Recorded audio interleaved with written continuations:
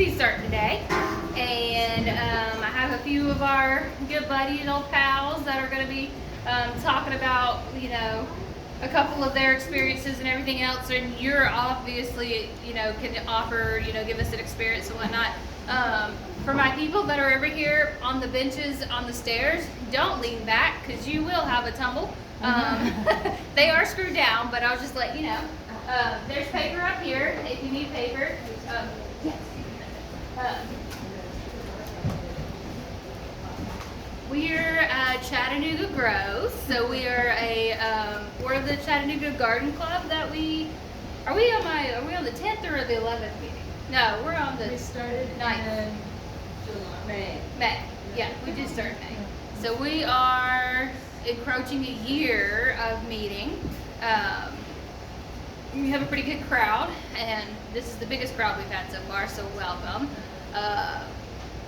So basically we meet once a month, and we meet on the first Sunday of the month at 1 o'clock, and we will have a topic every month, and just talk about whatever's happening. So obviously February is a big, February, March are both big seed starting days, or seed starting months, so that's what we're going to talk about today. Is there a chair? There's a chair. There's a chair right there. I see it. I was better at a chair. Yeah, I need a chair. Well, welcome. Thanks for coming.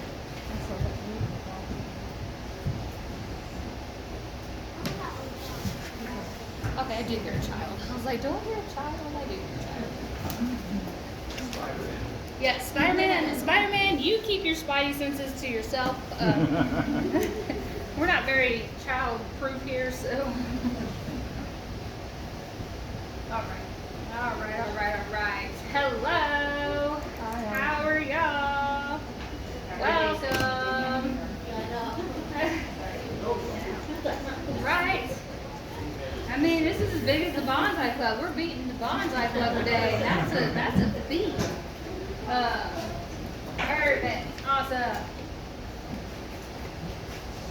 All right. I'm gonna sit down. If you can't hear me, let me know, because I could be quiet sometimes, surprisingly.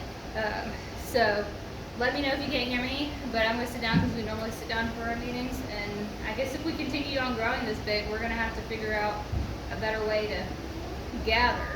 So, but anyway, we're talking about our good old seed starting today. That was right. And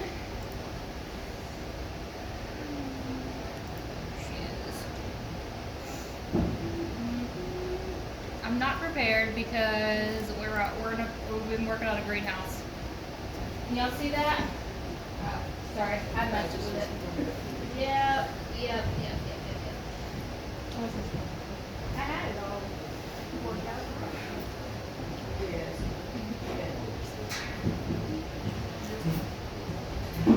Hi. Wow. I know, right? You didn't finish it. Where are all the cars? Louise, you were gone for 1 week, and here we are. Oh, thank you. I don't know what happened. I had it all good, and now it's fine. We're uneven here. That's good Here's a little enough. focus, I think. There you go. Yeah, there we go. I promise I'm a professional. Again, my name is Allison. We'll be talking about starting seeds. Who has started seeds inside before?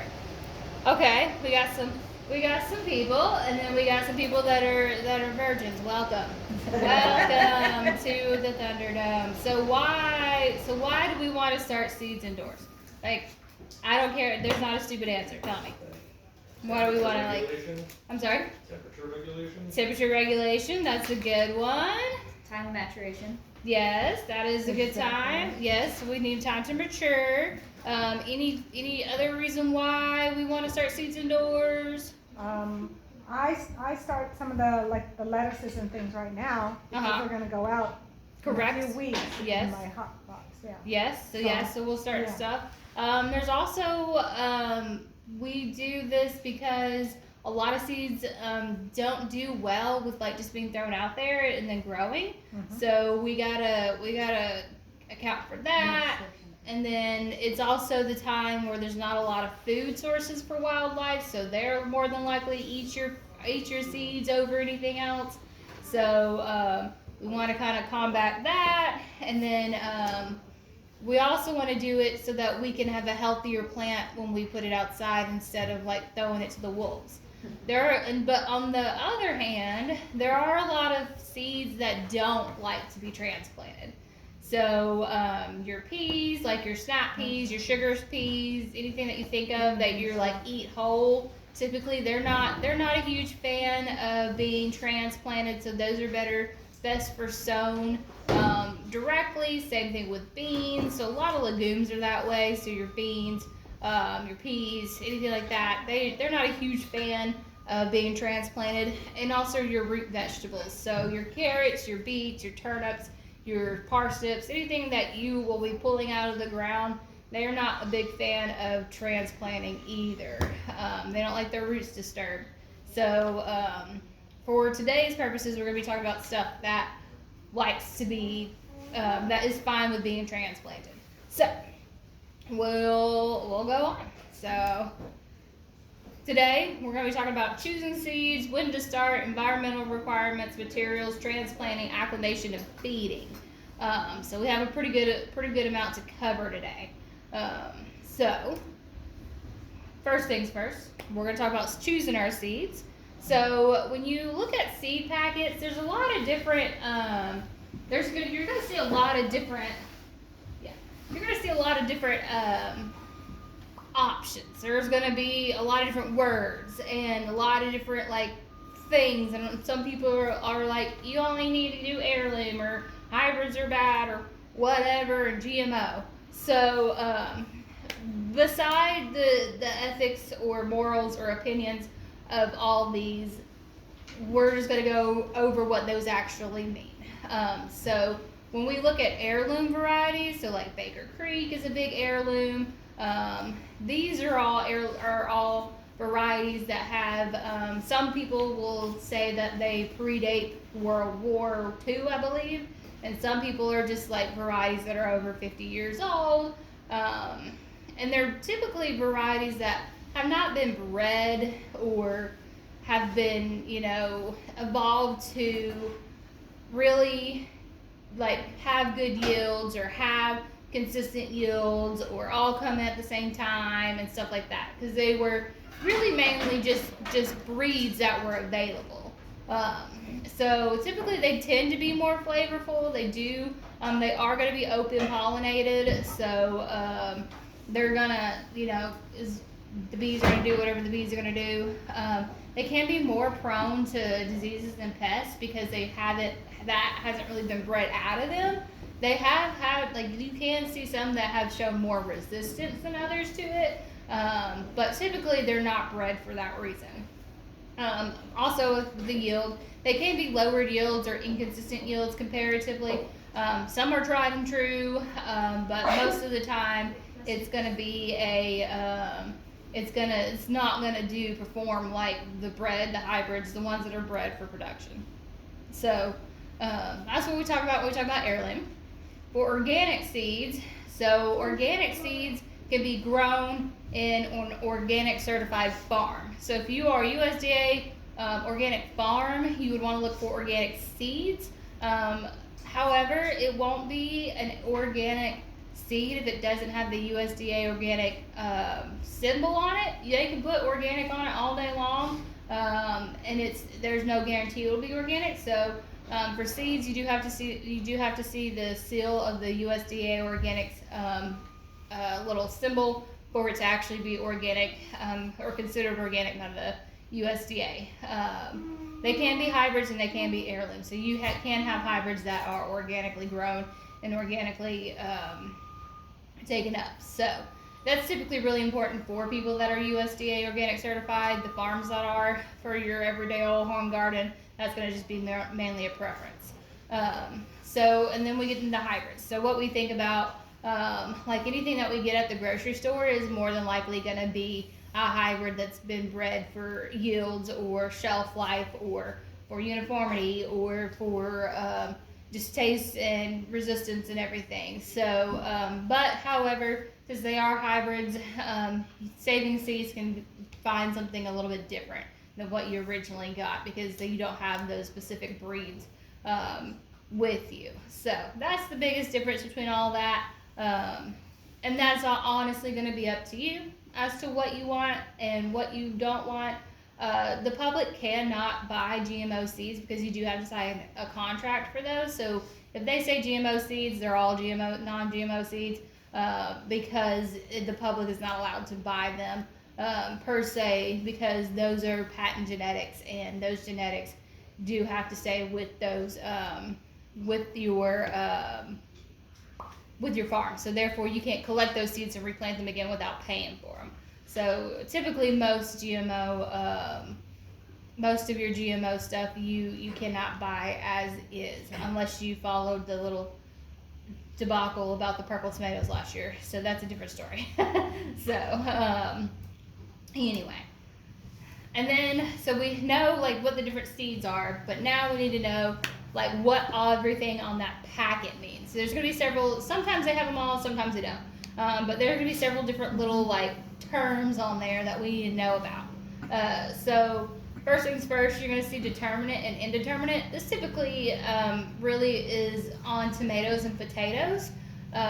So determinate versus indeterminate is basically meaning determinate has a determined size that it's going to get, and then indeterminate has an indeterminate size that it's going to get. So determinate means it's going to get up to a certain height, and then it's going to stop growing, and then it's going to fruit and flower and do its thing. Indeterminate means it's going to continue to grow until it dies. So tomatoes, potatoes are all both tropical plants. So here for us, when they die, is when it gets cold. So and so this is really great for people that have short seasons. So a lot of people that are from up north, they have a shorter season than we do. So they will have to, find out a tomato that would work within their short season. Same thing with potatoes. So potatoes are actually interesting because they're determinate potatoes you can put on top of the hill and let it grow down. The indeterminate potatoes you put at the bottom, and you'll continue adding dirt up the stem as it grows so that you can get potatoes that way. So that one's a little bit harder to find because they don't typically say that on a lot of potatoes, but tomatoes, they will typically have that on there. They also are going to talk about your sow method, so what we were talking about earlier. So indoor sowing, so starting seeds indoors versus starting seeds outdoors. That's a lot to do with planning and timing, and we'll go over that here in a minute. But your sow method is going to be determinant on whether or not they like to be transplanted. So that's going to be, your seed packets are typically going to say that. Soil temperature is also very important. So a lot of plants need more heat in their soil, like peppers and tomatoes prefer some bottom heat to add to it because they're like 85 degrees is what they want for their soil temperature. So they're going to typically say something like that. You need at least 75, 85 degrees soil temperature to be able to germinate. And then on the opposite end, there's some that don't want heat, like a lot of your brassicas, so your broccolis, your cabbage, your spinach and stuff like that, they don't like the heat, so that you want to avoid. So that is really important to know when you're starting seeds and everything, is understanding all of that so that we can have success. So anybody have any questions right now? I've been going through a lot. We're good? I haven't lost y'all? All right, good. No, it's like if you want to what, that's fine. I will talk all that. So now that we know what we're looking at when we're looking at seeds, we need to know when to start. And that is, for this area, it's kind of whatever. So there are some charts you can look at. There are some calendars and planners and everything else that you can see. But here in Chattanooga, Tennessee, where we're in a transition zone in Tennessee, it's a moving target. So Eric. Yes. God, I was like, I know your name. Eric right here has one of our planters, which I found more, by the way. Good. I have more, but I have some more coming in. Anyway, if you want to talk about that, you can talk about the planter. It's pretty cool. No, I just found this, it's called Clyde's Garden Planner, and it's got a sliding chart on it for spring and for fall. You just set, there's a big, I'm colorblind, so I'm gonna say big red line on here. You just set it up right here. So our typical last frost is April 15th-ish. Look at your weather forecast. So I set it up on this chart between April 12th and the 19th, and it kind of tells you, it's like, okay, well, then you should start planting these things. You can start seeds indoors or you can plant outdoors. It's a great chart because it gives you a really good idea what to plant in most of your most common seeds. So that's either inside or outside. It's got a ton, that's what I use it for. And then it even tells you, it's like, okay, now you should see a harvest at a certain point. And it's got a ton more information on here.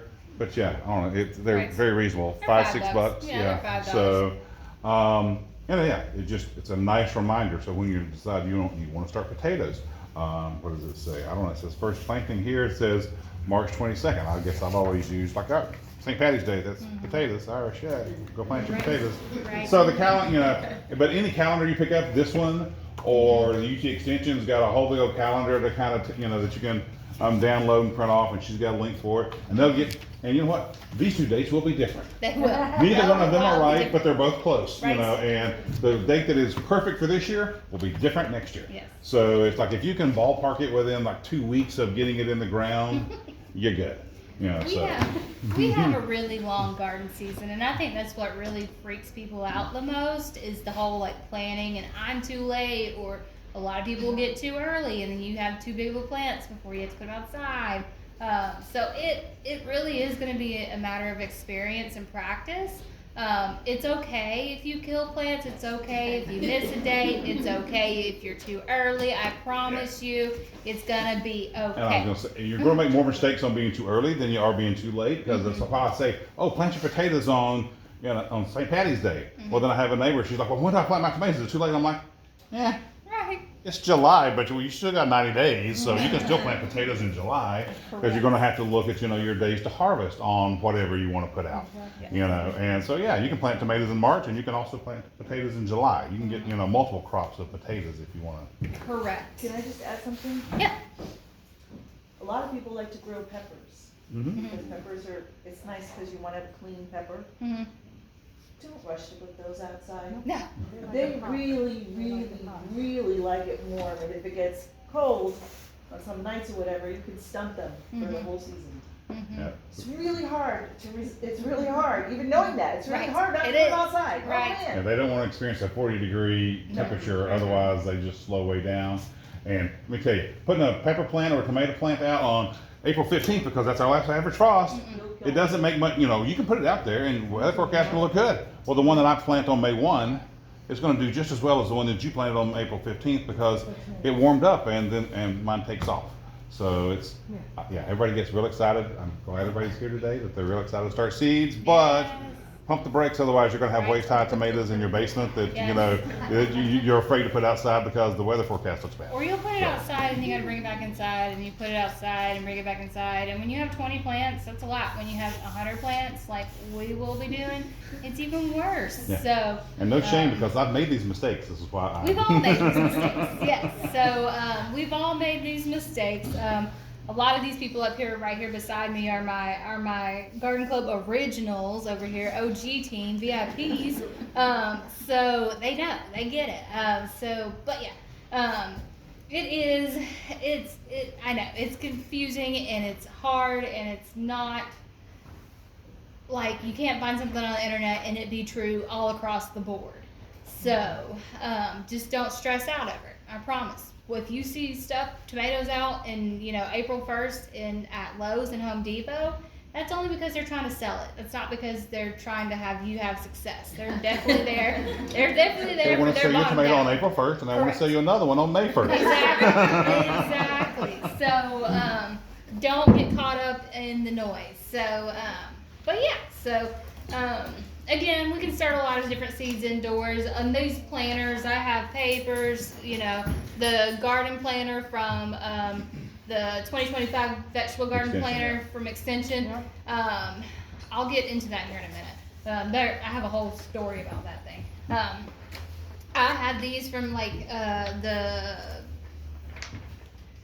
Old Farmer's Almanac. The Old Farmer's Almanac, if you go to their website, you can type in your zip code and they'll give you a whole calendar of when to start stuff and when to plant stuff outside and whatnot. So, and I have a few copies of that if anybody wants to grab any for that. So, but this is a big old long list, and they keep adding to it. So 5, 6, 8 years ago, when I first started, you know, printing this out for people, there was only like half of these, and now they've added so much. They've added herbs and all kinds of things on it. So this is really fun. And again, so from here, all this could be started now, which is a lot. You don't have to start all this now. It's fine. You can kill a few and then start it again. So just so you know, you're going to be stressed. Everybody else is going to be stressed. It's okay. We're going to have fun.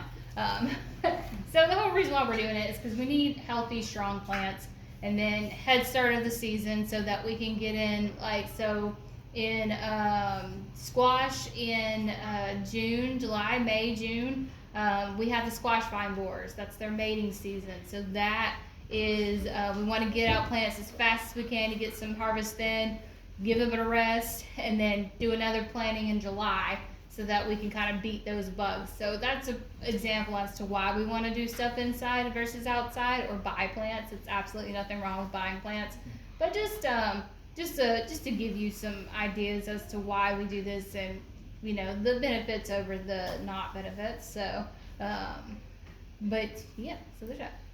What you think? I gardened mostly in Central Texas, and the big factor there was the heat of the summer. So you try to get a lot of stuff done early before it got really hot. Right. Is that a factor here? Yeah. A lot of people, we have heat, but we also have humidity, which is what really kills a lot of people, because it feels hot, but then it feels even hotter because you're drinking you're drinking the air. So, and we have a lot of bugs. We have every bug in America here. So, if you don't like bugs, I'm so sorry. Don't garden, because you'll see them all. So we face a lot of problems here. We're really blessed to have a really nice long growing season, and we can almost grow year round here. But we also that comes with all the other problems. So it's just, you know, part of it. Well, what I noticed too is you'll have stuff that grows and produces in June into July, and then they'll turn themselves off until mid-September. And then you'll have more produce from those same plants until frost. So don't be shocked if you see some of your plants stop. They don't like the heat. You can give them some shade, but they're going to produce when it's comfortable for them. Like tomatoes. Yeah, Like tomatoes yeah. especially. Yeah. Tomatoes until like October, late Yeah. October. Yeah, so tomatoes, I think it's the pollen. The pollen becomes sterile at 80 degrees or above, I believe it is. So that's the reason why we slow down on tomatoes. And there are some that have better resistance to that than others, but most of them will kind of, especially the heirlooms, will slow down a whole lot when it gets, 80 degrees, and you won't get much. You can either take them out and start new ones, or you can just continue taking care of them, and then you'll get another big old crop of them when it starts getting cooled down again. So just stuff like that. And you don't have to know this whole time. You don't have to be a good gardener, on day one. You have to kill 200 plants before I consider you a good gardener. And even then, I'd kill more than that, and I'm not great. So, There's no failure, only learning. yes, there is only learning here. Yeah. Right. Treat it like a big experiment. You will definitely learn something. God, you will. You'll learn a lot of patience is what you will do. Yeah. So, but yeah, so there, again, we were talking about planning calendars. The UT Extension calendar is really great.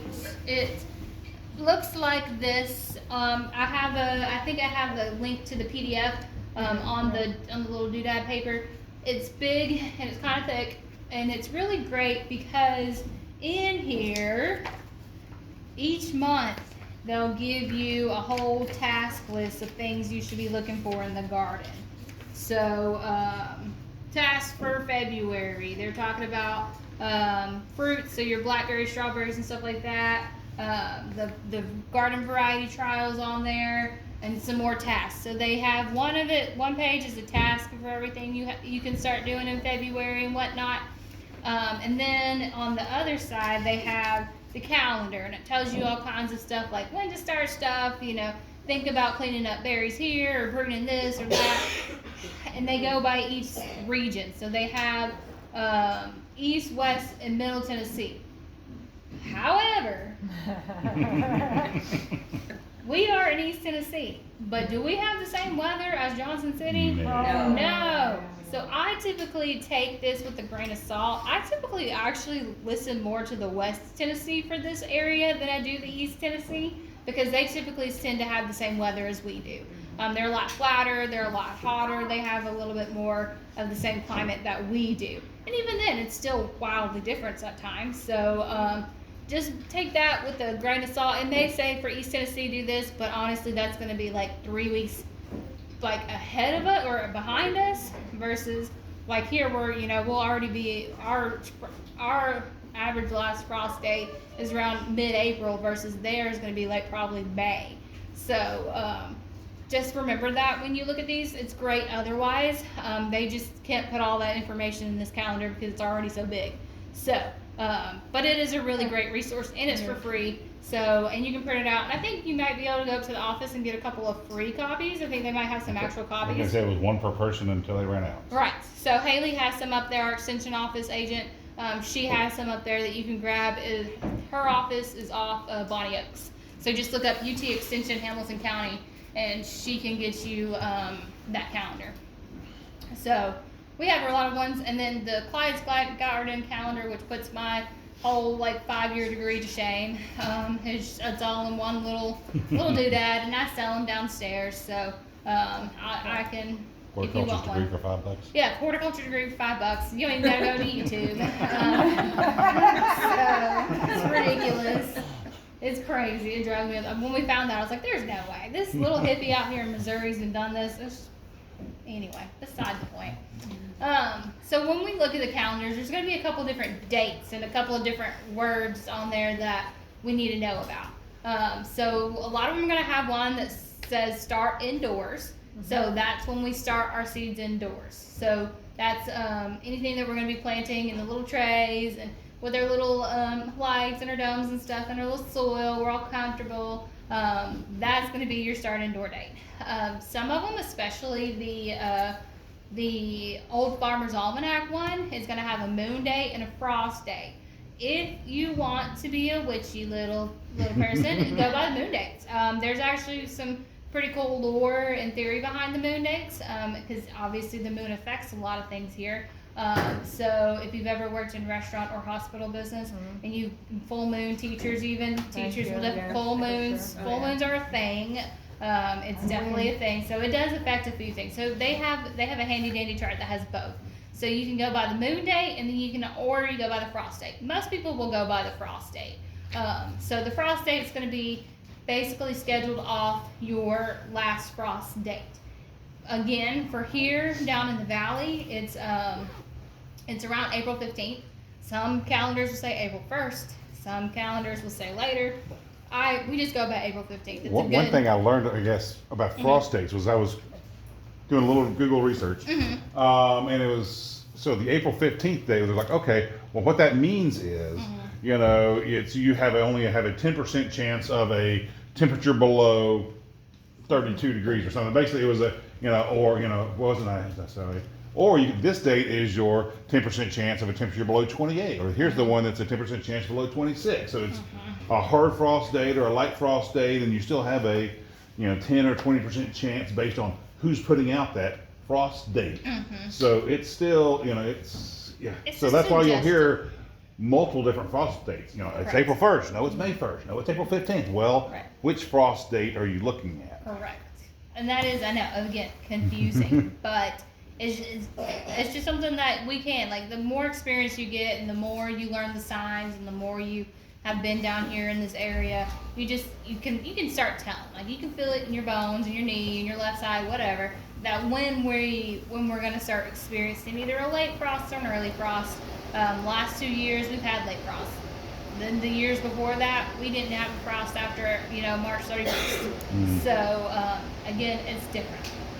And the moon date kind of goes by that, but it affects more of like the phases of the moon than it does the actual frost date. So that is something to consider trying if you want to do that. And then there's also going to be one on transplanting. So there's going to be a date as to when you can put them outside. Again, watch the weather. And even then, it's not even accurate for 3 days. So, So don't be they that. say to look like, here's a date you think you have, and then look in the weather channel and see what the 10 day, and then see whether or not it's gonna. Yeah. Correct. Yeah, And do what that. the trend is, yeah. Right. And I've also, it's like, all right, our average frost date's the 15th, so on the 21st I'll put out my tomato plants. And because, even the 10-day forecast looked good. I had them all on the ground. Right. And then in April, here comes this frost, and good thing I had more tomato plants. But it killed every last one of my tomato plants, and then I pulled another 2 dozen out of the basement and put them back in the ground. It's a dance. We gotta dance with it every year. And when we mean by April 15th here, we're talking about the valley. If you're on any of the mountains, that's going to be different. If you're a little bit further south, it's going to be different. You can always just look it up through your zip code. So you can just look up annual last frost date and then put your zip code in it, and you can find a pretty average date for that. Even Cleveland is going to be a little bit different than we are. So just be mindful of that. Down here we might be ready, but up there on the mountain you're probably not ready, because you know that you're going to get colder temperatures than you are down here. So keep that in mind when you see people doing stuff down here versus y'all up there looking down on us. We have a little bit different climate just in that situation. Yeah. How would you relate like the time you should start hardening off to the transplant date? Should that be should you start that before? 2 weeks. Right. 2 So weeks I would think the transplant date is going to be your very earliest you can start doing your hardening off. Okay, so you would start it. Correct. Yeah, I would start it, and then because that's like about the average temperature that it kind of evens out to where it's not going to be crazy. So, but yeah, that we're going to talk about hardening off here in a minute. But yeah, that's still a great question. But yeah, so I would use the transplant date for the very earliest time you can start hardening off stuff. So, all right, here's the meat and potatoes. So no pun intended. So environmental requirements. This is also something that a lot of people kind of have the issues with, because we want to start everything. Like, we have a list of 20 things we can start, but not all these things like the same environment. So we typically break up our crops into 2 different ones based off of whether they like cold weather or warm weather. Our cold weather crops are going to be like your lettuce, your sugar peas, your brassicas like cabbage, broccoli, kohlrabi, any type of greens, and what else am I missing? Spinach, Radish and beets. radish, carrots. beets, yeah, all that prefers a colder weather. So those we want to have a different environment for starting than your warmer weather stuff. So your tomatoes, your peppers, your squash, your herbs, some herbs, and even herbs kind of like go between the both. So there's some that like the colder weather versus the hotter weather. And then what else do we start? Cucumbers, melons. You can start some melons, whatnot. Your pumpkins, whatnot. So all those warm weather. So everything that we think of that we're growing in the middle of the summer, those will require a little bit hotter, temperatures to be able to germinate faster. And typically we do that by just adding a heat mat. And then we just don't start all those in the same tray. So everybody's like, I have one 72 cell tray, and I only need like 3 broccoli plants and 2 this and 2 that. We need to, you know, slow our roll. Let's think about it. Some of us doesn't like to be started one way versus the other. So we have half trays. So we have half trays here at the store. So you can do one that only is that half of the standard 10-20 tray, and you can do one, you know, all your other stuff in the other half of the the small tray, or even just break them up just to break them up. So that's something that we need to really think about. That really is one thing that a lot of people struggle with, and even then, every seed's going to be different. Every year is going to be different.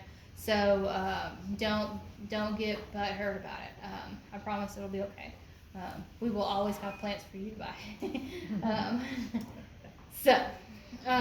When it comes to germination, there again we have some requirements that each one of them are going to have. A lot of them need even moisture, and what that means is that you want your soil to stay moist, but you don't want it to be waterlogged. So you want to make sure that you keep it at a even, consistent level of water, and that's either by spraying it lightly with the mist, or just keeping your humidity up with the humidity dome, or using a seed starting mix that's like gonna hold water a little bit longer than your potting mix would, and whatnot. So watering is a big thing that a lot of people struggle. I still struggle with it because I'm forgetful. So yeah, and that's really, and the soil is going to be really what's based off your habits, because there are seed starting soils, but some people like to use, you know, not seed starting soils and just kind of admit it to where it works for them.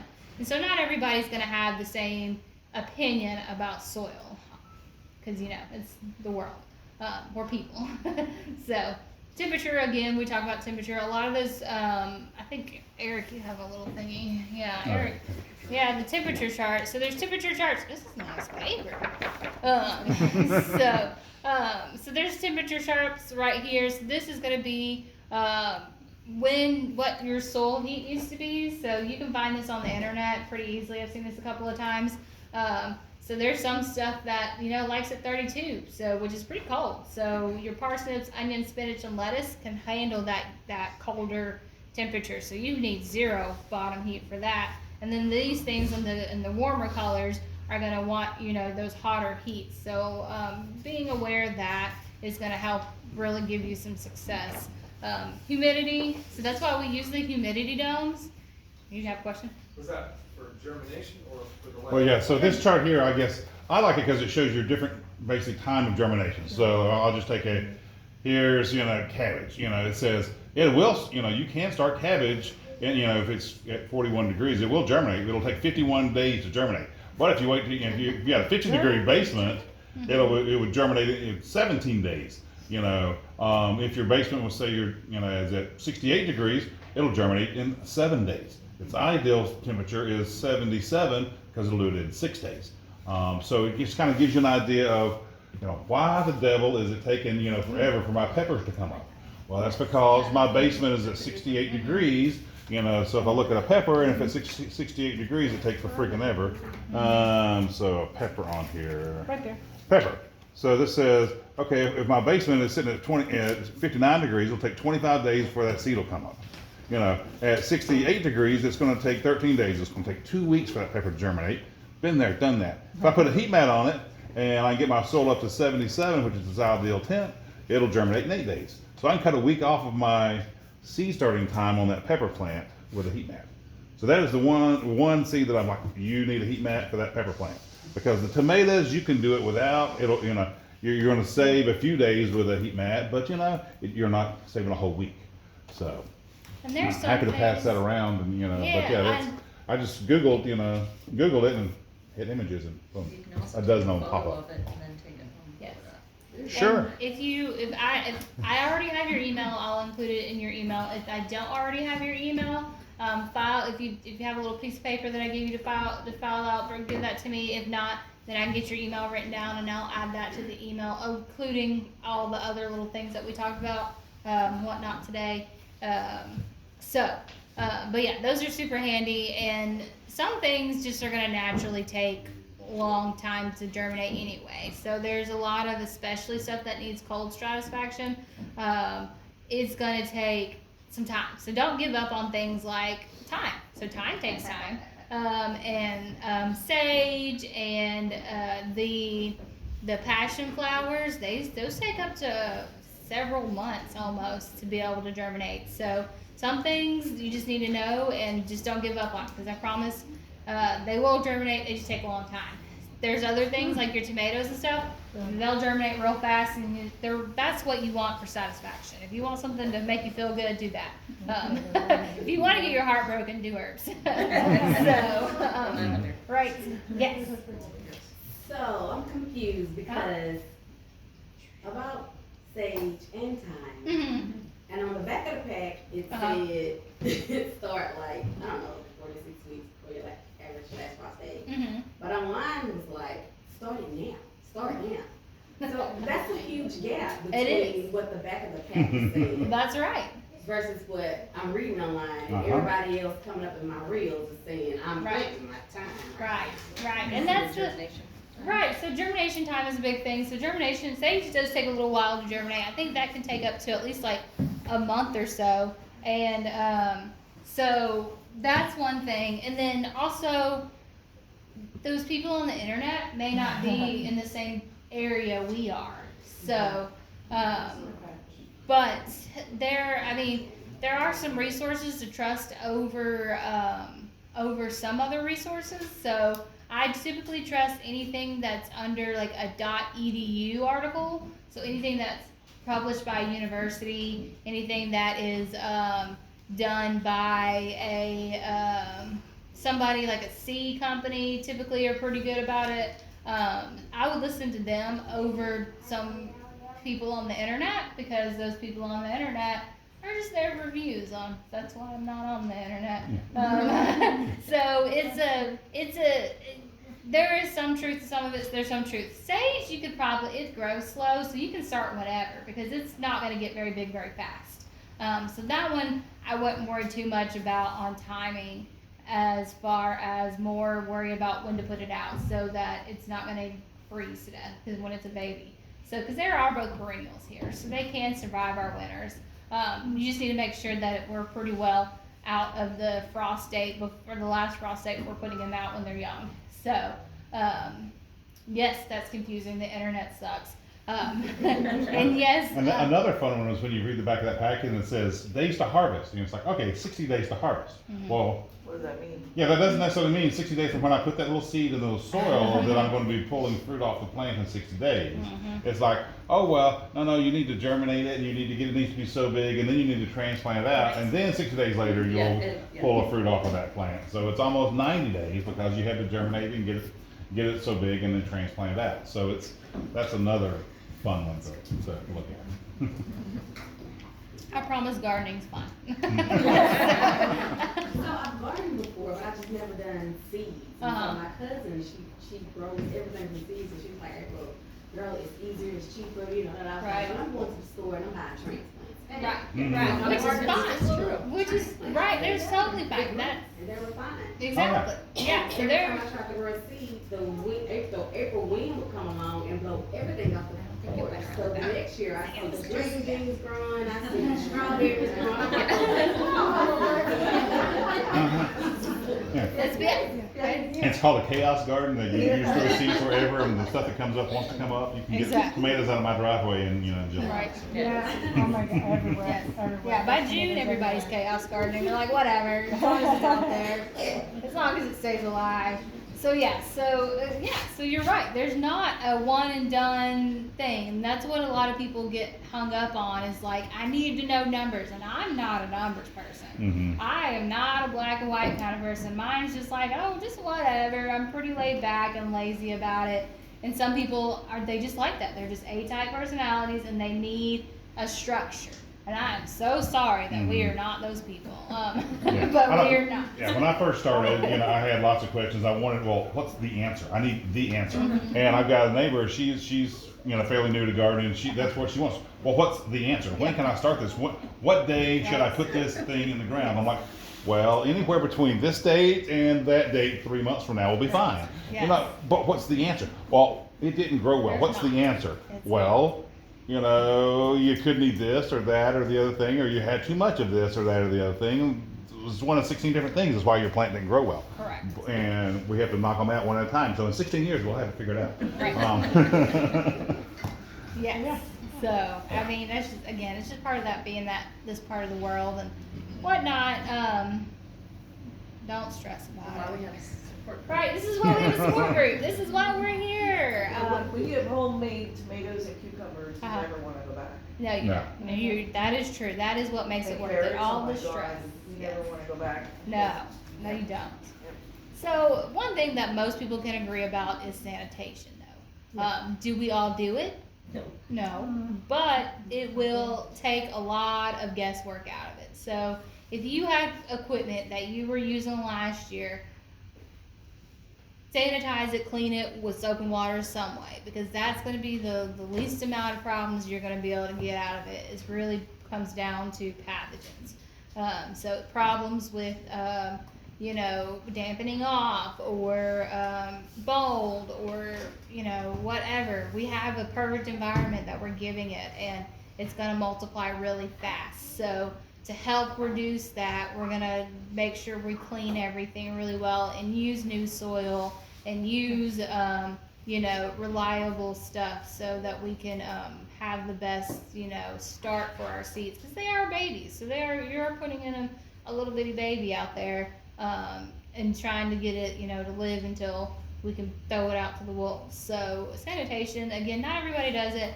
It is something, at the very least, do some soap and water on some trays in between seasons and whatnot, just to help out with having less problems, because it's really devastating when you work all this time, wait 30 days for that sage to start, and then it dies because of something dumb like dampening off.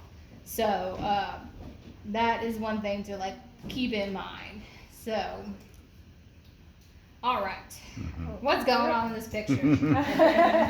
She's got Right. legs. If you are on any type of world on Facebook, even one garden group on Facebook, we're about to see a whole horde of these pictures. What I do wrong? Right, what happened to my seeds? What's going on?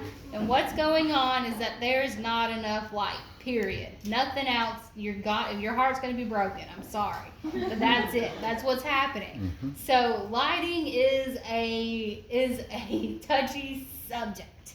The reason why it's a touchy subject is because with the emergence of LEDs, everybody has their own opinion on what LEDs work and what don't. And whatever, that's fine. The only things that we can tell y'all about are the ones that, for us, for at the store, is the ones that we sell, because we use them. So we can tell you about them and whatnot. And then, if you need to go cheaper, or if you want to go cheaper or whatever, that's totally an option. But we can't help you as to tell you which one to buy. So lighting is very important. And the reason why is because if we don't get enough light, we will see this, which is they're stretching. They're searching for light. And when they stretch, then they can become too heavy on top of themselves and then fall. And they will never be a healthy plant. They are pretty much dead in the water by now. So lighting is important. So getting a good grow light and understanding how that grow light works, as far as how far it needs to be from the tray, and how long you need to keep it on, is really, really important. And everybody has their own experience with this. Everybody has their own, opinion on it, but just take a lot of it. You just have to do whatever you're gonna have to do to be able for it to work. A window is not enough light. Nope. I'll go ahead and tell y'all that. A window is not enough light. Windows actually have a lot of UV blocking, blocking materials in it, so which is really important to plants. So windows are not enough to start seeds in. So go ahead and tell you all that. Another thing to remember is that if we start 50 seeds in a 10 by 20 tray, we're going to have to transplant all those 50 seeds into 4 or 3-inch pots. And those 4 to 3-inch pots then turn into 5 trays. So you might need 1 light for your 1 tray now. You will need 12 lights for your 12 trays later. So keep that in mind when we're starting seeds. If we just want to start seeds just to start them and put them in the ground as is, then start them later than sooner. If you want to transplant them up, pot them up, then start them now and get good lights for it, or plan to have more lights for it, because it's going to take over your kitchen, it's going to take over your bedroom, it's going to take over everything very soon, and your spouse is going to be pissed. So ask me why, how we know this. But yeah, so just be mindful of that as well. What little light you need now, you're going to need probably 10 more after that. So there are worse things to be addicted to. So again, with lighting, we need to know spectrum, intensity, the PAR, which is important. It's really complicated, but we'll talk about it. Type, and the footprint. So a good grow light is going to tell you at least 3 of those things. So spectrum, full spectrum. So that means it has a rather large range of spectrum to be able to grow. When we look outside, is it purple or blue? No. So those purple and blue lights mean nothing. Be mindful of the purple and blue lights. The blurple ones, what we call. So the purple blue lights, there's a reason why we don't sell them. There are some lights going to have a little bit of blue in them, and they'll have a little bit of red on them, but they're not going to be completely purple or blue.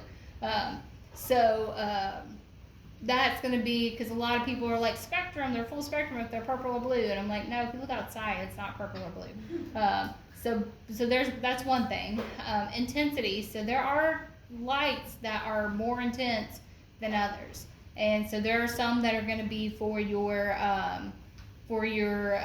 heavy feeding annuals, so your tomatoes, your peppers, anything that you're going to be growing in the middle of summer. There are lights that can mimic that, and that's going to be too much for seedlings. So you can get those, we'll just have to adjust where we're putting them and how we're using them versus a seedling light, which is just for seedlings. And then it's the opposite. If you want your seedling light to be able to grow a full-size plant, then you'll have to have something bigger or an additional light.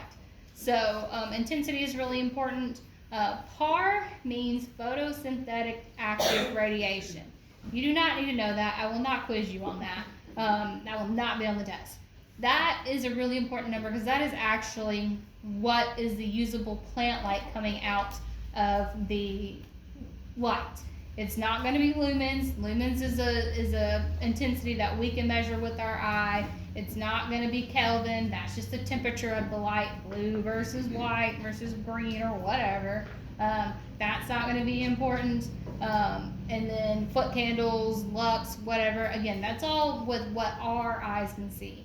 The photosynthetic active radiation is the only type of number that is going to be important for actually how much usable light is on there. It's because we need to mimic the sun. Can you speak more about that? Like, what numbers are we talking? So that's a good question. So the one that's on here on this slide, this is going to be a full spectrum light for a full sun plant. So this is going to be for a big, mature plant. So these 1100s, 1200s, 1800s in that middle is going to be for full sun. For our seedlings, we're going to look at the 200 to 400 range is what we're going to be looking at. So that is a great question. And that's going to be measured in nanometers. So it's going to be like, or millisiemens. So it's going to be like a little weird numbered looking thing. Yeah. Pipe dream. Uh-huh. Do lights exist where you can adjust the intensity rather than having multiple? Oh yeah, we sell them. Okay. Yes. So we do sell them that you can get. Of course, they're going to be more expensive. That's why a lot of people don't go into those. But there is that option. So they will have some that is going to be able to do a full intensity like one plant that you can dim down. So they are dimmable. So therefore, you can still use that same light and not have to move it up and down. You just have to dim it down and then dim it up as the plants become more mature. So that is a great question. Yes, we do. And then types. So there's typically 2 types of seedling lights. There's T5 fluorescent lights, and then there are LED lights. And with the new LEDs coming out, there's 100 bajillion different ones out there, and I can't tell you which ones are good and which ones are bad if I don't sell them here, because there's too many. So typically LEDs are going to use less wattage and less heat. So those are really what's dominating the industry right now. And then footprint. So a lot of lights are going to have a footprint. So that just means how much usable plant light it puts out. It may be a tiny, like 1 foot by 1 foot board, but it can throw a 2 foot by 2 foot footprint.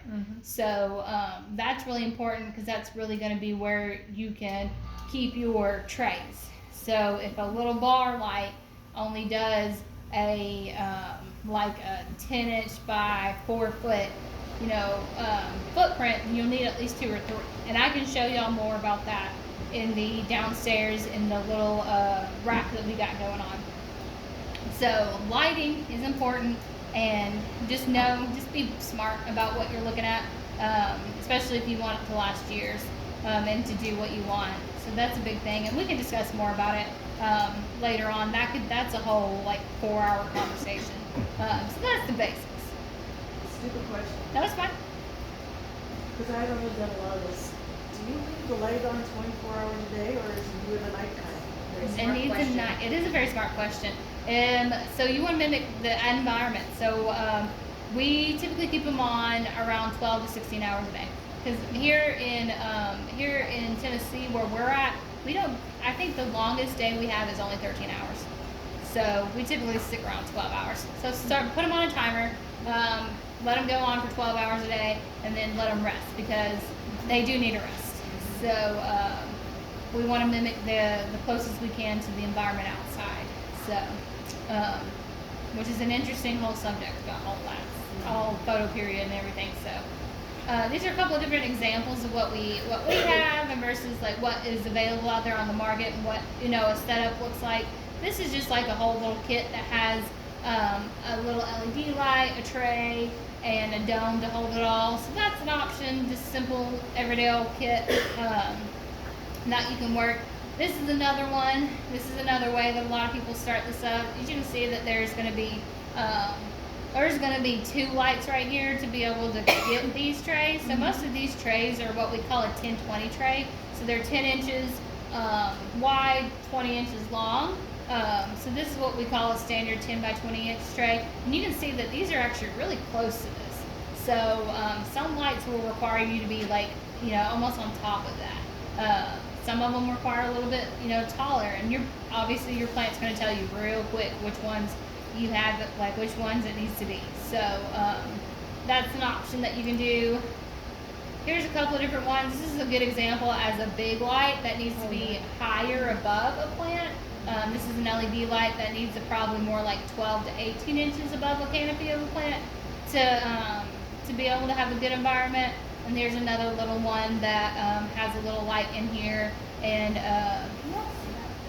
sorry, that you can put in there, and this has like a little wicking bed underneath it, so it'll water whatever it needs to. So there are 100 different ways to do it out there, and there's not a lot of wrong or right ways. I mean, there is, but there's not a lot. When you get the right ones, they're right. So just to give you a little education on that. So transplanting.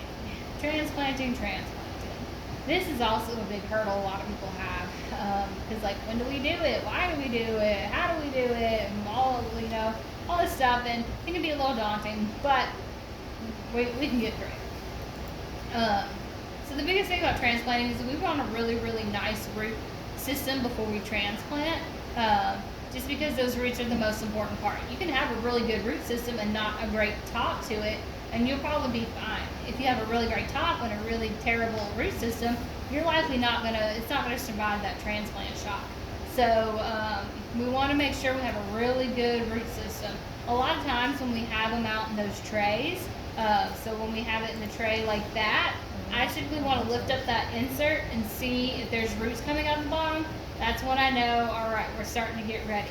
And you can also tell is when you have to water it more, because all those roots are going to be taking up all those little cells, and you're going to be watering it like every day because it's eating it. So that's when we also know when it's going to be transplanted, that we need to get it transplanted. So that's important. That's going to be a practice you're just going to have to deal with.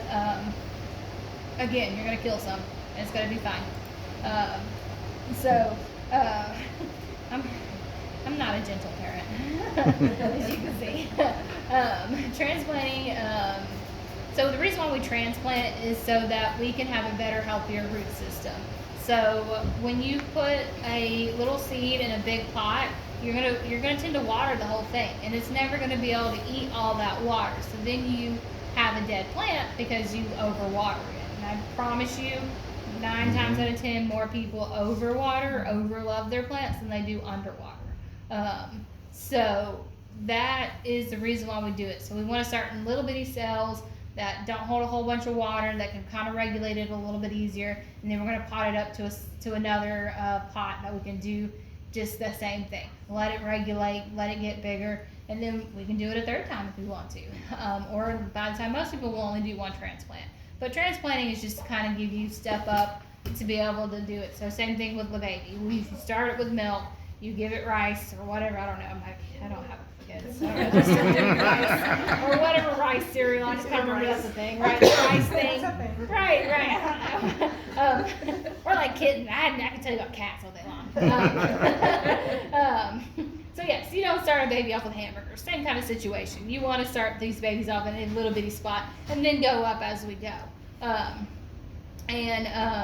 Typically we start again in a small little tray, and then we'll transplant to a bigger, like a 4-inch pot is what we would call it. So that we can get a bigger, healthier, more established plant before we throw it outside to let it go in the elements.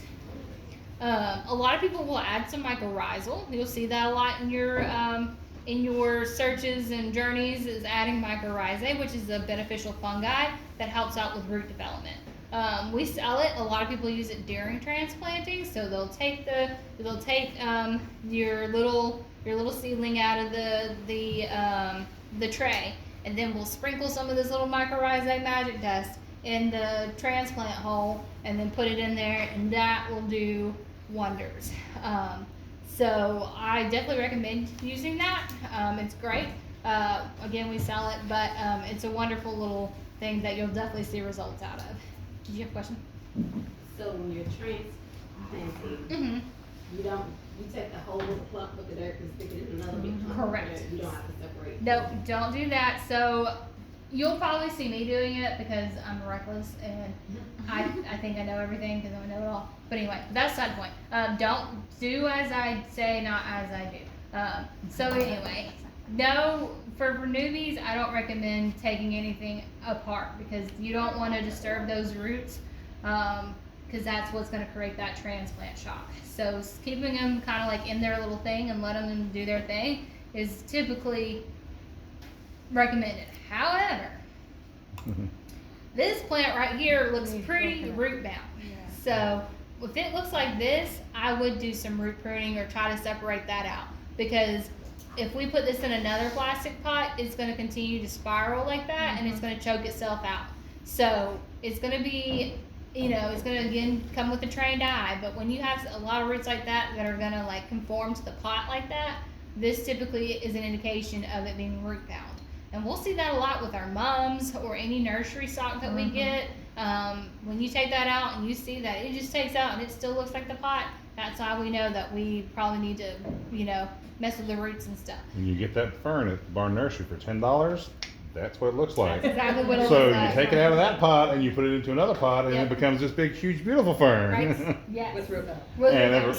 Right. I break it up a little bit. Right, But yeah. And then all my neighbors are like, "Wow, your ferns look so great. Where'd you get them?" I'm like, "The barn nursery, like everybody else. They're $10, But, So that's the whole thing. I could talk again. That could be a whole other presentation just on roots itself.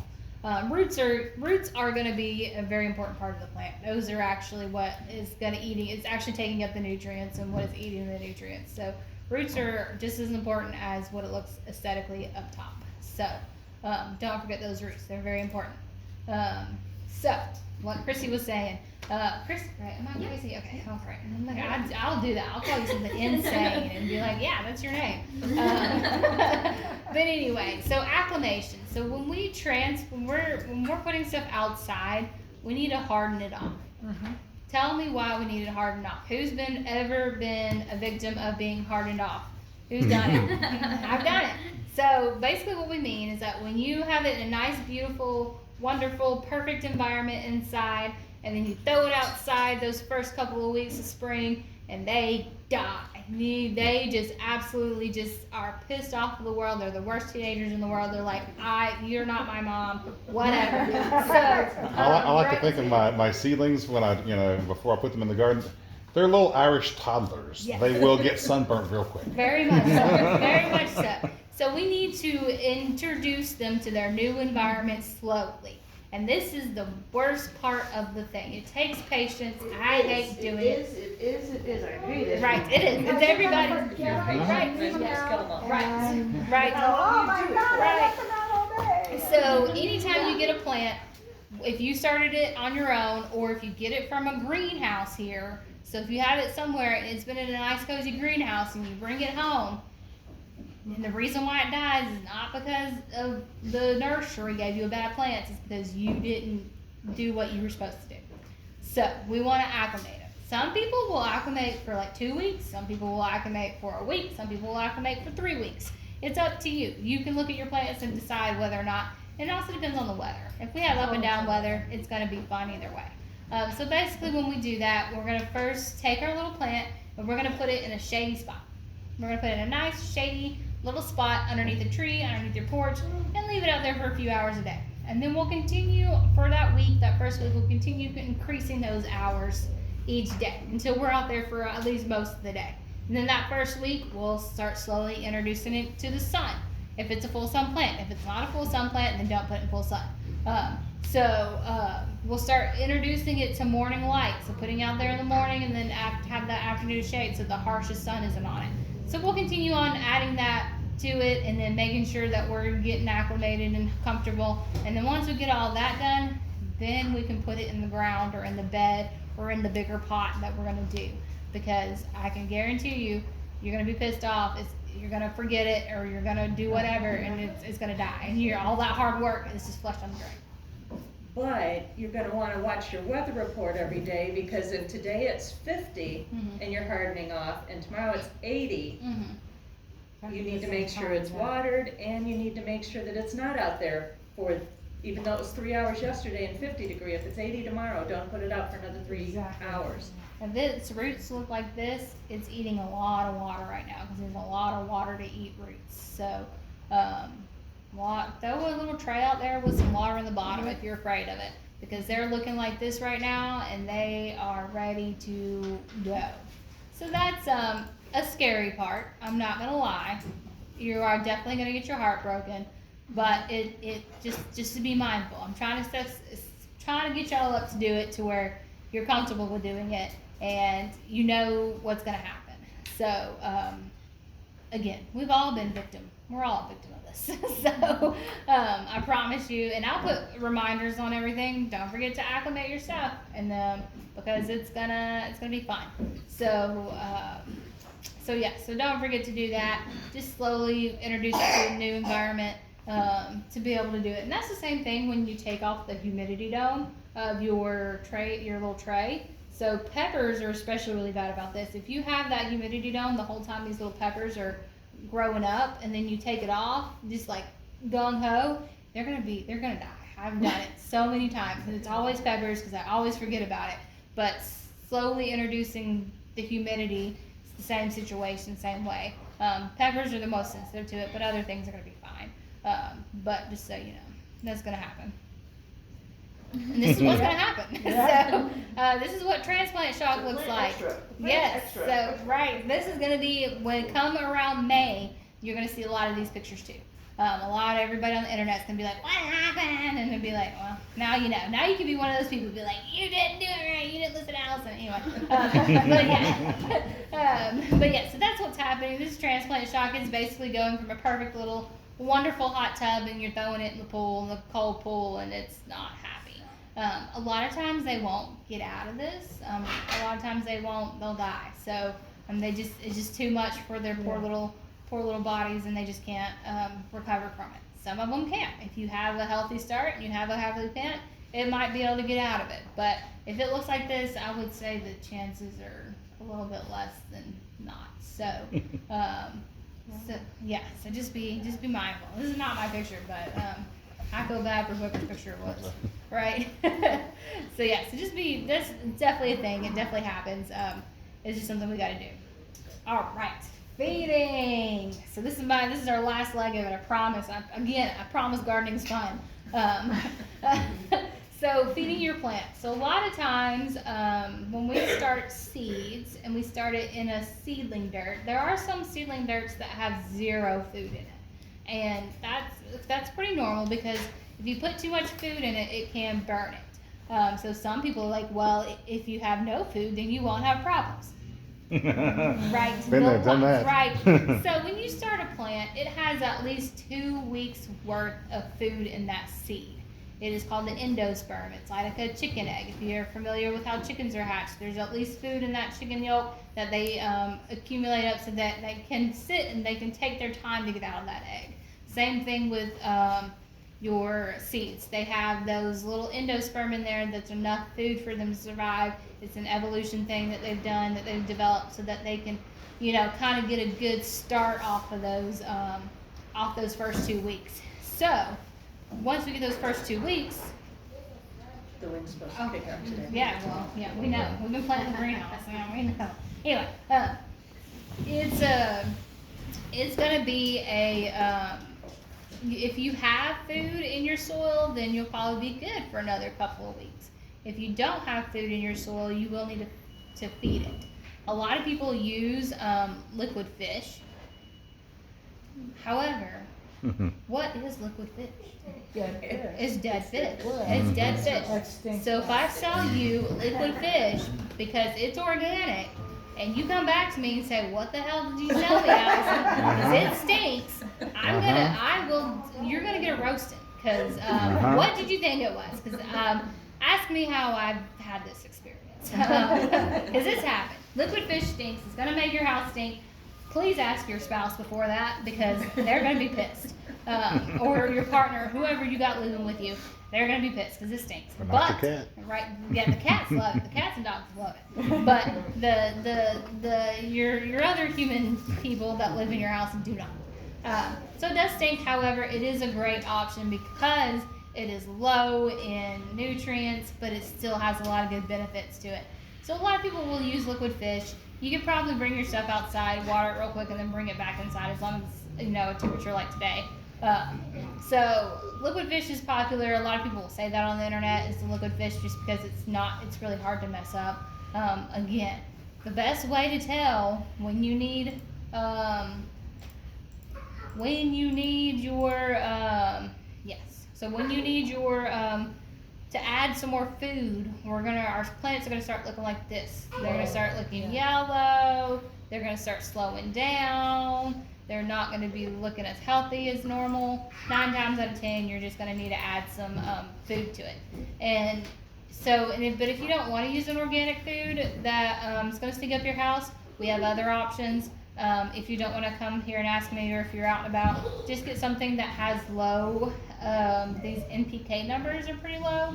So that NPK is going to be your. This is high, but we're going to talk about it here in a second.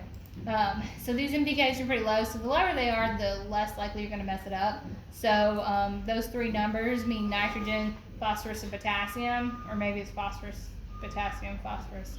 I have a degree, I can never remember it. But anyway, so your NPK is going to be the concentrate of your 3 big nutrients that we need for plants. There's 17 all in all, but the top 3 are what those guarantee analysis. And if it says it's a plant food and it doesn't have that guarantee analysis, they are selling you snake oil. Do not buy any plant food that doesn't have a guaranteed analysis because then it's nonsense. So, all right, Allison, tell me how bad this advice is that I typically give people. Oh, I will. So I'm a big fan of using what you got. Correct. So if you got some freaking Miracle Grow sitting in your garage just dying, you can use the Miracle Grow. Yes. And you can use the Miracle Grow to feed your seedlings. You just got to water it down big time. So when it says put 1 scoop into the gallon, and then maybe a 1/4 scoop, you got to because if it's a 10-10-10, your degree can help me with this. So if it says 10-10-10 and you mix it up to those ingredients, that's what you got. Well, if I put a 1/4 amount in there, is it like a 2.5, 2.5, 2.5, a 222 kind of thing? Because I've watered it down, so there's not as much nutrients in there, so you're less likely to burn your plant. Correct. So NPK is the percentage of nitrogen, P2O5 and K2O, or P2O, it's P2O5 and K2O. which essentially nitrogen is going to be elemental, so it's going to be nitrogen no matter what. But we can't give our plants elemental phosphorus and elemental potassium, so we have to give it in the form of P2O, 5, and K2O, which is just chemistry-based stuff. You don't need to know that. I'm just going to give you kind of like the base of it. So it's a percentage. So 10%. So on this one right here, 10% of this bag is nitrogen. 5% is your potassium or phosphorus. I can never remember. And then 14% is your next one. So basically, like Eric was saying, if you give this full strength, it's still not even going to be a 10, 5, 14, Right. because it's still, you're still taking that concentrate and you're doing it down. So a lot of times, some of these brands will tell you, you know, how much to use for seedlings. So use half a teaspoon for seedlings, use a quarter of a teaspoon for seedlings. But if they don't, 9 times out of 10, they're going to use it for full plants. So for full-blown plants, then you want to either half it or quarter it. If it's the higher the number, the more you need to give it less nutrients for seedlings, because you will burn it. Because they're not, again, it's like giving a hamburger to a baby. It's not going to work. So be mindful of that, and if you're scared of it, do not be afraid to come to the store and ask me. I will hold your hand. I think of it like, you know, you got a toddler and he wants Right. fruit juice. Yes. Yeah, you water that sucker down Right. because you don't want him getting all hyper. Yes. So yeah, you water it down and give him a touch of sugar and not a big old glass full of sugar. Correct. Yes. When do you start fertilizing? Typically, so it depends. That's another thing. I know. Depends on what soil Right. you use and. So, Is there not a straight answer here? No, absolutely. we're all curvy here. right, we are very much so. So, a lot of people will go based off the looks of their plants. If your plants start to look yellow, if your plants start to slow down, then we know to feed. However, if you're going to somebody that knows what they're talking about and they're like, give you this, they can more than likely tell you when to start doing that. So that's what gives us a kind of an advantage at the stores, because we can tell you that what has nutrients and what doesn't have nutrients. But if you have pictures of stuff, you can always bring it in and I can tell you, or whatever. So, and you're not in this alone. Yeah. We're all here So together. I'll give you an example. So one year, Allison thought I knew what I was doing. Yeah. So she sold me this bag of compressed was a cocoa core. Yeah. So I started all my stuff in the cocoa core. Man, they popped up. They did really well for about 2 weeks. Then they all died because they had zero nutrients in there whatsoever. And so since then, I buy her Fox Farm. It's a good soil. It's got some nutrients and such in there. And I've had good luck with it. Well, it's got enough nutrients in there that I don't typically have to fertilize my seedlings. Yeah. Because I'll even start in a little plug tray and then I'll pot it up into a bigger pot. Well, now there's more soil, so it's got more nutrients. So I don't typically have to fertilize. Now, but if I get really anxious and I start my tomato plants next week, I'm going to have to fertilize those suckers because they're going to be in my basement for 2 months. You can't start your tomatoes then? I'm sorry? You can't start your tomatoes? Well, you can. You can. You can do You whatever can. want. They're just going to be waist high before you plant them in April or May. You just need a lot of space for them. So I jumped the gun and I started my peppers early and I started my tomatoes early, and all of a sudden I run out of space because I had to pot them up and then pot them up again, and now they're huge, and my shelves are only so big. So now my plants are growing up into my lights and I've got trouble. And what do? Well, I can't put them outside because it's still freaking 40 degrees. So oops, I messed up that year. So that's why I was like, so I pumped the brakes personally, and I'm like, restrain yourself. At least at least March 15th before I start my tomatoes, because then I'm looking at, that's like 4 weeks to get me to April 15th, and then I do a little plant sale, so about the 20th. So now it's like, all right, so now I've got like just enough time so it's a healthy plant for me to sell in late April, but you can plant in May. And if you still don't plant until the second week of May, that's just fine. So it's all exciting right now to start your tomatoes and peppers. But wait a few weeks on peppers and wait another month on your tomatoes. And if you're really excited, go start some herbs, because like your packet said, it's going to take you a minute to start those herbs. So. That is a good point. But yeah, so I it's think too, it's important to write down what you do. Yeah. Like, that's what, like, I'm not much of a writer downer of what I do, but what I found is, Yeah. I wholeheartedly agree, and I'm really awful at it. Right, so the thing is that like, Right. I've been So I here a take while, pictures. and I noticed that those amongst us who are better gardeners than me, man, if you are thinking about particular. Right. Writing the teachers among us, Yes. holy Oh, yeah. cow. I agree. That is awesome. They're I'm really bad at It seems like, oh, I'll remember it. Yeah, you're not. You're not. You go back and you go, No, I agree. 3 years. I agree. That is the best way to do it, and I Right. have intentions to do it, but I am not the person that ever sits down to do it. That's write what I down mentioned stuff. to Allison. Yeah. Make notes of what you're doing this year. So when you screw it up, you know how What not to date- screw it up next year. What the dates worked, what the weather was like, and then next year you have a reference. I do the daily thing, and I do my active, what am I doing on a daily thing? She's a real pro. Yes, And she then is. it gives you references so that you know what actually worked based on all the information you get from everybody else. Right. Because what works in my yard doesn't necessarily work in her yard. Right. Even though we're, and if we live in the same neighborhood, my soil might be different than your soil, so, you know, it's, Or I may have bugs that don't affect his Uh-huh. plants, so I write all that stuff down, you know, what works, what doesn't. Yeah, it's not, again, you're not gonna be a good gardener on the first day. It's fun, that's what makes it fun. That's really is the unpredictability of it all. We're here for the chaos. This is how a type A personality functions in a imprecise Yes, situation. yes. And then the opposite for us that are not type A, we just are chaos. we just fling seeds out there. So. Correct. We just hope for the best. Even Seeds are though- cheap, right. just throw them. I mean, honestly, it really does boil down to experience. I'm not gonna lie. It's not a one and done thing. There's not an answer for everything because everything has the what ifs. That's just part of it.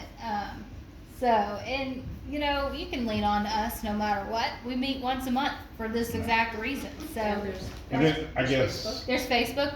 There's a Chattanooga Gardening Facebook that's really good. That's Chattanooga Gardeners. A lot of us are in it. And then we can even use the Chattanooga Grows Facebook page if you want to.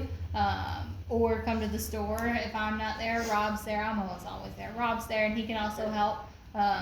And then, you know, just have fun.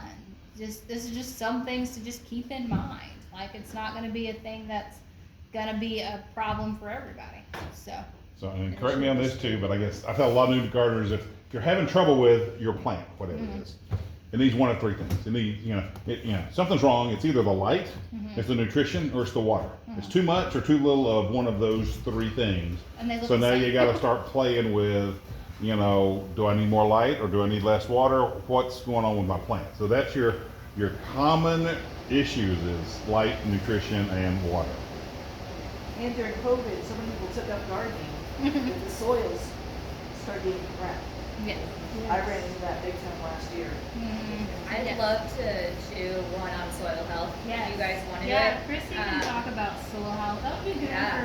for next For, month. for March, it would Yeah. be great. Yeah, that would be great. Yeah, my husband and I are soil scientists, and we specialize in soil biology. Oh, fun. And so we We love to stock on talk those soil about it tests. because you can fix so many things by fixing your soil, Right. and then you don't have to remember all the other little things. Right. Mhm. So- Right. Yeah. No, we'll do that. Let's do that for next that'd be really month. fun. I'd be happy to. We'll bring in the microscope. I need to write that. Yeah. No We'll problem. talk about soil health. So soil health is a really big thing, and that again is a whole. I teach a whole, like I do a whole class over it. She can do a whole class over it. It's a whole. UT Extension does it. Yeah, and that class will make your head spin again Yeah. because I didn't sit through your class, but I sat through a class like that, and I was a new gardener, and I'm like, right, but what do I do to fix my soil? What's the answer? I need the answer. And the answer was go get a soil test, and then I can tell you what you need to do to your soil With that because. in mind, I'll try to give you guys like at least 5 actionable answers. Right. By the end of No, class. well, you need to do one of these 16 things, and your soil will be better. And Compost doesn't hurt, right? right. Compost doesn't hurt. No. And that's how, Compost like, are different levels of compost and quality. Yeah. Correct. That's the expert. Yeah. My general advice is, get a soil test, and if you're ambivalent, compost never hurts, so you can add some compost. You may need more than compost. Right. So anyway, so now that y'all are thoroughly terrified, Forget that it's a good time. right, it is a great time to learn this. It's a great time because we have plenty of season left. We have 74 days left until our slated first frost here. 74 days.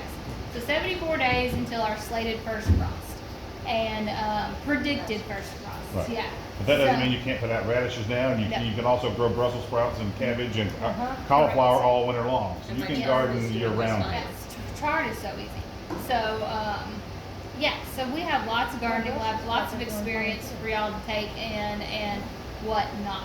So, yeah, just have fun with it. So that is that's what we mainly do for most of our meetings. We'll talk about a special topic first, and then after that, we'll just kind of go into discussion as to like what's going on, what we're having problems with, what do we want to do.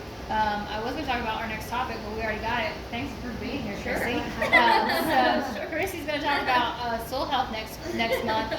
So the first Sunday of the month, so March 2nd, and whatnot. But continue on. So this is our we're encroaching almost on a year. So we're gonna start as a club for the people that's been here, and the people that want to continue to be here. We need to start thinking about dues. So those dues will be able to cover, materials. So like some of these papers and stuff that I've been printing using UHS's resources. When we do field trips, because like I would like to see the Atlantic botanical gardeners, and after so many, if you have so many people, you can get a discount and stuff like that. So we can also get some tools that we can rent out to the club, or like have the club use and whatnot, or be able to do a seed starting party one weekend. Just be like all of us go in on a seed starting party and use those dues to all buy a couple of to buy all the things and have some fun with it. So we can continue doing that. So and I want to leave it cost friendly. So $30 a year, I feel like is reasonable. Obviously, if that is not in the budget, please come talk to me. We're going to be okay. I'm not going to make somebody not be here because they can't pay. Students are going to be, I'm going to do students for free. So if you're in college, you're going to be free because I get it. And then couples, so if there's more than one of y'all that comes here, God bless you for being able to have a couple that knows it. Because my husband's like, hell no. I'll drag them out one day through here. But yeah, so not everybody's partner. I get it. That's why we're here. So, if you do have your couples, we'll get that down to $50 for a couple or a family. So if you bring like your kids, I'm not gonna make you pay for your kid. If you have a family, we're gonna do the $50 for a family. Did I have anything else? Is there an electronic way to pay for that? That's another thing. So I can keep and I don't have much experience with this. I don't know if anybody's had experience with club stuff. Either I can keep it in my own bank account and just use it through my own bank, or we can set up a whole separate account. So, You all would right. have to set up a separate You account. do? Okay, so that everybody can have access to it. That's what Well, I not so everybody can have access, or for the payments. secretary, right? but yeah, Uh-huh. so you can have the secretary in charge of it. Okay. Right. Everything is kept, everything has records, Okay. because as a garden club, you're also gonna, with dues, you'll have to figure out your whole tax situation and that kind of thing. Okay, I can bring you a box and we can put some cash in it and not worry about it. I'll bet you are. So I guess, Do so that. we had a neighborhood not quite association. Right. And because we had two different opinions, and I was not of that opinion. I was of the, here's my Venmo, I'm the treasurer, Right. you send it to me, I'll put it in the account, I'll give you a record of everything, I put your name down, who's all Right. paid, y'all can double check me, Right. and just did it dirty and cheap and easy, okay? Well, someone else took over as the treasurer, and they're like, oh, we need our official Venmo account. Yeah. Well, great, now instead of your dues being whatever, they're like, oh, and can you go ahead and pay an extra 2.5% because that's what Venmo charges me to collect your dues, and I really don't want my dues to go down, so instead of paying this, can you pay that? And I'm like, so it's an extra 2.5% when it's free for me to do it, but 2.5% for, if I put it in somebody else's name, so Right. it all depends on how clean you want it to be. Right. And then taxes, why would we tell the government about things they don't even know about? So, I mean, it is a valid, they both have valid So concerns. Agreed. So. So. I will absolutely bring a box and some cash. And however else you do it, so Right. that we can Venmo. Right. So I know that is a consensus because nobody carries cash anymore. I 100% get it. To get a Venmo account. Always do cash. Yeah. I Yeah. always do cash myself. Okay. Yeah. So anyway. So Venmo is Yes. our neighborhood dues were much easier to collect when we did PayPal and Venmo. Okay. And, you know, so I encourage those. Personally, I'm happy to do either way, you Right. know, but it makes it easy for the masses when you have an Right. electronic means. Right. No, you're right. You're right. I mean, we could bring cash if you want, but not today. No, it's fine. No, I did not expect y'all to have cash today. It's totally fine. So that's just Never think of it. right. I know, same. Yeah. So it's just Or- something to think about in the future. Here in the next couple of meetings, we'll go ahead and start doing our annual dues and keep up with it. And I'll get a Venmo account set up or look through those, jump through those hoops and stuff. Because I understand why we would do what we have to do for it and whatnot. So Back to your seed starting. yes. So, I know Yeah, we you're talked a gonna little talk bit about about like the cocoa core Mhm. and the, you know, different soils, and you can buy seed starting mix, and some of them has nutrition in there and some don't, so you gotta read the freaking bag. I use the Fox Farm, but you know, even the Fox Farm, as good as it is, it's got little chunks of bark in it. So I personally sift it through a screen to get out some of those chunks of bark to make it easier for my seedlings to sprout out. Is that your screen? That's my screen. It's a screen. So yeah, it's just hardware cloth and, you know, some scrap lumber that I cut and stapled together. Very handy. I guess my question for you, Allison, on the Fox Farm, because I would say I got lucky. I picked up the bag. I'm like, yeah, that Ocean Forest, sure, it's on sale. I'll take it, and I've had great luck with it. But I know y'all carry several varieties. Correct. And just looking at Fox Farm's website real briefly, they've got really colorful descriptions that really tell you nothing about what the difference between bag A and bag B is. That is true. What's the difference between your Ocean Forest and your Salamander and the Happy Frog and the strawberry mix and Are you gonna be able to tell us that Sounds next like week? soda pop for next month. no? I could test a few of them and tell you what the difference is. So Yeah. We just really break it down to two different things. So some of them are for mature plants, some of them are for seedlings. And of course, there's people like Eric who throw it through a wrench and it's like, I've been using it for seedlings for 100 years and it's been fine. that's fine. But for all intents and purposes, we have Ocean Forest, Cocoa Bop, Strawberry Fields are all mature, so they have more nutrients in it. For Happy Frog, Coco Loco, and Salamander soil, they are all seed starting dirt. And even then, that breaks down to a few different things. So some of them are coconut coir based, which is a little bit more sustainable than peat moss. And then salamander soil is going to be sifted down, like he was talking about, sifted down more to have finer particles and finer perlite. So it's there's no salamanders in it. And right, people ask that all the time. Surprisingly, that's what we get for working with stoners. So yeah, I typically use Coco Loco. I just use Coco Loco for everything. A lot of people do, so a lot of people use it because I keep telling them to use it. But everybody has their own preference and opinion and experience and everything else, and there's nothing wrong with it at all. So. And there's homemade ways to do it too. Correct. There is homemade ways to do it. It's cheaper, but you do need a lot more. So what I do is I screen the Ocean Forest to get those big chunks out, and then I buy a ginormous bag of perlite that lasts me like 2 years, and I mix that in, put 25-30% perlite in addition to whatever comes in that bag to loosen it up so I've got good drainage. But hey, I don't have to throw those extra nutrients in there because evidently I'm buying the soil that's supposed to be for mature plants. But you know, so that's what I do, and it works for me. So, but Right. other people have There are a different lot of experiences. ways to get to the right solution. Right. There are a lot of Right. But solutions. you know, Allison, I have more bad news on my front, so like, you know, I should talk probably when she talks too. I hate to say it, but it's different. What? In other words, like I've learned more since my last presentation. Okay. Chemicals in soil. Right. This is directly associated with what's going on in the soil industry. Yay!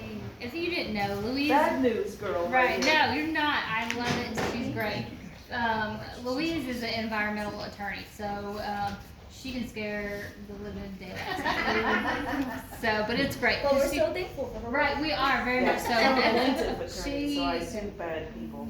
Yes. Big bad companies. Yes. That's what I do for a living. Which is really actually really cool because Yeah. you learn a whole lot more than what you would ever think from Yeah, her. and so I've learned some things because Uh-huh. I'm currently suing